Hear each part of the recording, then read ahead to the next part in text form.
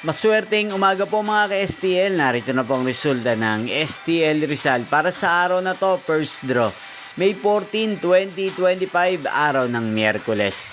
Naway ang mga natayaan niyo po mga numero kanina ay manalo nawa ngayong umagang ito, 11 AM. Kaya kunin niyo na po ang inyong mga tickets. Narito na po ang resulta. Ang mga numerong nanalo sa STL Rizal ngayong umagang ito, May 14, 2025, 11 AM. First draw result, 3 at 23 in exact order. Sa lahat po ng tumaya kanina sa STL Rizal para sa first draw ng 3 at 23, congrats po sa inyo, panalo po kayo.